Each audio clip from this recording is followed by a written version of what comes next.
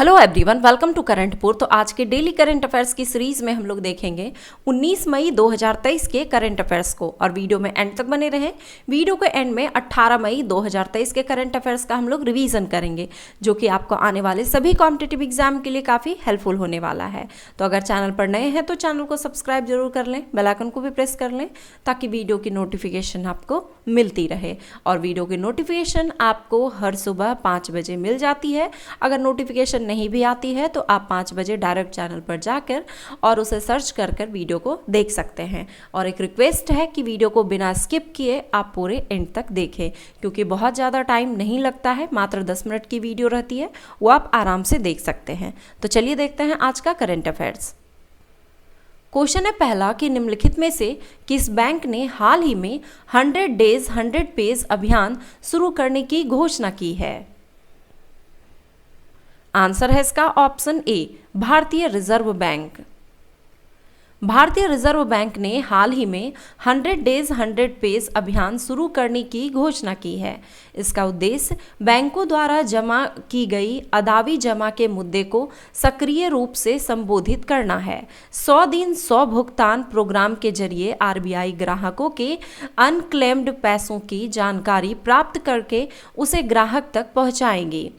Unclaimed राशि उसे कहा जाता है जिसे खाते में 10 साल या उससे अधिक वक्त से किसी तरह का ट्रांजैक्शन नहीं किया गया हो। इस तरह के खाते में जमा राशि को इनएक्टिव डिपॉजिट माना जाता है। 16 मई 2023 को किसने 2 नए पोर्टल, उत्साह पोर्टल और प्रोफेसर ऑफ प्रैक्टिस यानी कि पीओपी पॉप पोर्टल लॉन्च किए हैं?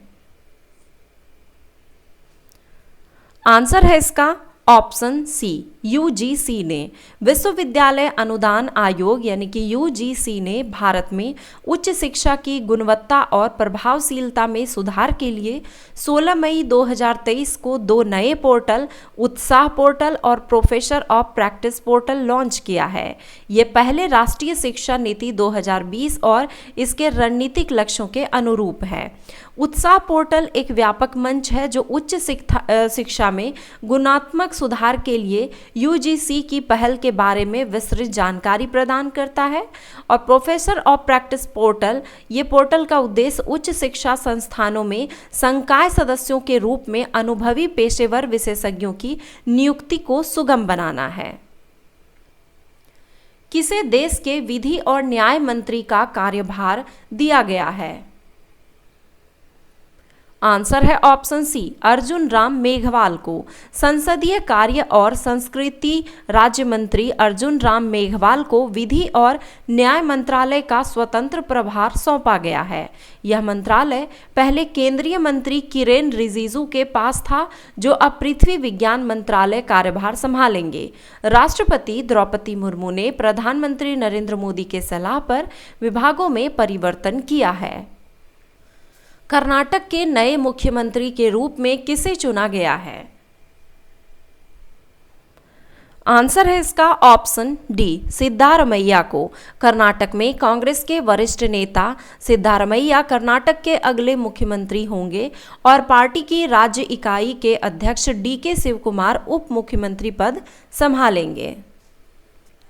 नेपाल के किस पर्वतारोही ने 17 मई 2023 को 27वीं बार माउंट एवरेस्ट पर सफलतापूर्वक चढ़ाई करके एक नया विश्व रिकॉर्ड बनाया है? आंसर है ऑप्शन सी, कामी रीता शेरपा ने। नेपाल के पर्वतारोही कामी रीता शेरपा ने 17 मई 2023 को 27वीं बार माउंट एवरेस्ट पर सफलतापूर्वक चढ़ाई करके एक नया विश्व रिकॉर्ड बनाया है। कामी रीता शेरपा ने इन रिकॉर्ड की वजह से ही उन्हें द एवरेस्ट मैन के नाम से जाना जाता है। Food and grocery delivery company Zomato ने किस बैंक के साथ साझेदारी कर जोमेटो यूपीआई नामक अपनी एकीकृत भुगतान इंटरफेस यूपीआई लॉन्च करेगी? आंसर है ऑप्शन बी, आईसीआईसीआई बैंक के साथ।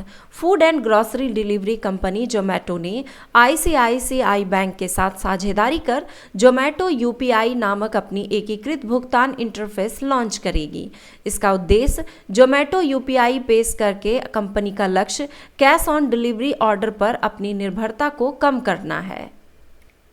हाल ही में किसे स्वास्थ्य और परिवार कल्याण राज्य मंत्री नियुक्त किया गया है? आंसर है option D, doctor Satyapal Singh Baghel को। प्रोफेसर एसपी सिंह बघेल को स्वास्थ्य और परिवार कल्याण राज्य मंत्री नियुक्त किया गया है। इससे पहले प्रोफेसर बघेल कानून और न्याय राज्य मंत्री का पदभार संभाल रहे थे।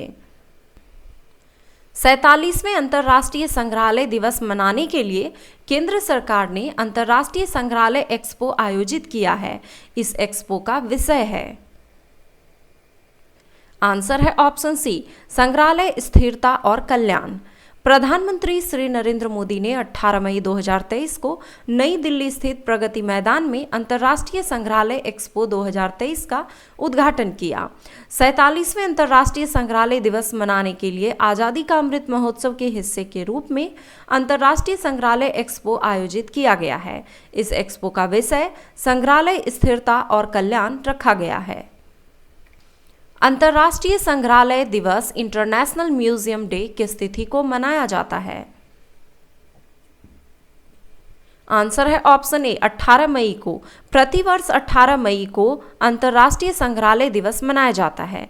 इस साल अंतर्राष्ट्रीय संग्रहालय दिवस की थीम संग्रहालय स्थायित्व और कल्याण है। अंतर्राष्ट्रीय संग्रहालय परिषद ने म्यूजियम को समाज के विकास और कल्याण के लिए महत्वपूर्ण योगदानकर्ता बताया है। इंटरनेशनल काउंसिल ऑफ म्यूजियम एक ऐसा संगठन है जिसका मुख्य कार्य ऐतिहासिक, धार्मिक और सांस्कृतिक महत्व की चीज़ों को संजो कर रखना है। दुनिया भर में आईकॉम की 31 अंतर्राष्ट्रीय समितियां हैं। किस भारतीय को फ्रांस का सर्वोच्च नागरिक पुरस्कार सेवेलियर डी ला लीजन डी ऑनर से सम्मानित किया गया? आंसर है ऑप्शन बी, एन चंद्रशेखरन को। टाटा समूह के अध्यक्ष एन चंद्रशेखरन को भारत और फ्रांस के बीच व्यापार संबंधों को मजबूत करने में उनके असाधारण योगदान के लिए फ्रांस का सर्वोच्च नागरिक पुरस्कार सेवेलियर डी ला लीजन डी ऑनर प्रदान किया गया है। फ्रांस की यूरोप और विदेश मामलों की मंत्री कैथरीन कोलोना ने फ्रांसीसी राष्ट्रपति की ओर से चंद्रशेखरन को यह पुरस्कार प्रदान किया। तो चलिए अब 18 मई 2023 के करंट अफेयर्स का रिवीजन करते हैं। संचार साथी पोर्टल सही व्याख्या करती है? तो आंसर हो जाएगा मोबाइल उपयोगकर्ताओं को धोखाधड़ी संबंधी गतिविधियों से सुरक्षित करने के लिए। विश्व दूर संचार दिवस वर्ल्ड टेलीकम्युनिकेशन डे किस तिथि को मनाया जाता है? तो ये 17 मई को मनाया जाता है और इस बार जो मनाया गया उसकी थीम सूचना और संचार प्रौद्योगिकियों के माध्यम से सबसे कम विकसित देशों को सशक्त बनाना। विश्व उच्च रक्तचाप दिवस वर्ल्ड हाइपरटेंशन डे ये दिवस किस तिथि को मनाया जाता है? तो ये 17 मई को मनाया जाता है। 75/25 पहल की घोषणा किस मंत्रालय द्वारा किया गया है? तो केंद्रीय स्वास्थ्य मंत्रालय के द्वारा। भारत के 82वें ग्रैंड मास्टर कौन बने हैं? तो वो पल्ला प्रणीत बने हैं। प्रधानमंत्री श्री नरेंद्र मोदी ने 18 मई को कहां अंतर्राष्ट्रीय संग्रहालय एक्सपो 2023 का उद्घाटन करेंगे? हालांकि ये कर दिया गया है, तो ये नई दिल्ली में। अजरबैजान के बाकू में आयोजित विश्व कप निशानेबाजी में हृदय हजारिका और नैन्सी मंदोत्रा ने 10 मीटर एयर राइफल स्पर्धा में कौन सा पदक जीता? तो रजत पदक।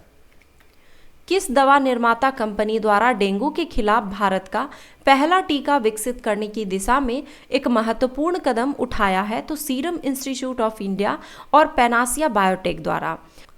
किस राज्य सरकार ने 15 मई 2023 को ऑनलाइन ग्रामीण शिक्षा कार्यक्रम पहल का शुभारंभ किया है? तो उत्तर प्रदेश की सरकार ने। मौलवी अब्दुल कबीर को किस देश का कार्यवाहक प्रधानमंत्री और मंत्रिमंडल का अंतरिम प्रमुख नियुक्त किया है? तो ये है अफगानिस्तान का। तो ये थे आज के करंट अफेयर्स। आई होप कि वीडियो हमेशा की तरह आप सबों को काफ़ी पसंद आया होगा। तो वीडियो को शेयर जरूर करें, अपने प्यारे प्यारे कमेंट करें और लाइक करें, और चैनल पर नए हैं तो सब्सक्राइब जरूर कर लें। धन्यवाद।